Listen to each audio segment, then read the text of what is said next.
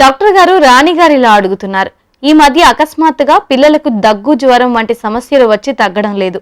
ఇవి కూడా దాదాపు కరోనా లక్షణాలు లాగే ఉన్నాయి. దీనికి చికిత్స ఉందా?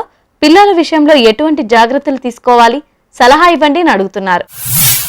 రాణి గారు, ఈ మధ్య పిల్లల్లో ఏంటి, పెద్దోళ్ళలో ఏంటి, ఈ సీజనల్ మార్పు వల్ల చాలా మంది పిల్లలకు వస్తుంది.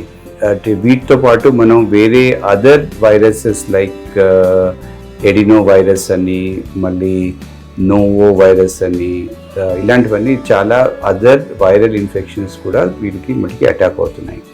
సో యూజువల్గా ఇలాంటి వైరల్ ఇన్ఫెక్షన్స్ వల్ల కోల్డ్, కొద్దిగా ఫీవరు, బాడీ పెయిన్స్, ఇది మటుకి హెడేక్, ఇట్లాంటివన్నీ ఒక 3-4 డేస్ వరకు ఉంటున్నాయి.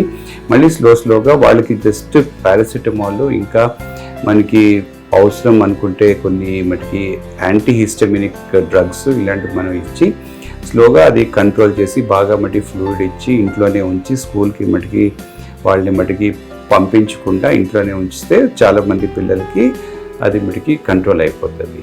కానీ కొన్ని ఇన్స్టెన్సెస్లో ఎట్లా అవుతున్నాయంటే ఇవి కొద్దిగా ఈ ఇన్ఫెక్షన్స్ కొద్దిగా ఎక్కువ అయ్యి కొన్ని రకాలైన కాంప్లికేషన్స్ వస్తున్నాయి. అంటే వాళ్ళకి ఈ tonsil infections, adenoids, sinus infections, pneumonia, ఇలాగా కొంతమంది పిల్లలకి లూజ్ మోషన్స్ ఇలాంటివి వస్తున్నాయి అన్నమాట. అటువంటి సందర్భాల్లో కొంతమంది పిల్లల్ని మనం మటుకి హాస్పిటల్లో ఉంచడం కానీ, వాళ్ళకి అప్పుడప్పుడు మటుకి కొన్ని రకాలైన ఇలాగ సీరియస్ వైరల్ ఇన్ఫెక్షన్స్లో అప్పుడప్పుడు సూపర్ యాడెడ్ బ్యాక్టీరియల్ ఇన్ఫెక్షన్స్ కూడా వచ్చి వాళ్ళకి మనం మటుకి యాంటీబయాటిక్స్ ఇవ్వాల్సిన మటుకి అవసరం అయితే ఉంటుంది.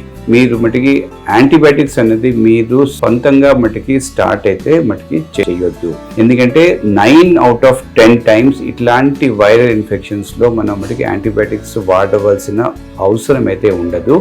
ఓన్లీ రేర్గా ఎప్పుడైతే అది చాలా హై గ్రేడ్కి వెళ్తుంది, లేకపోతే కొన్ని రకాలైన మటుకి కాంప్లికేషన్స్ వస్తున్నాయి అంటేనే మనం అప్పుడప్పుడు రేర్గా మనం మటుకి వాడాల్సి వస్తుంది.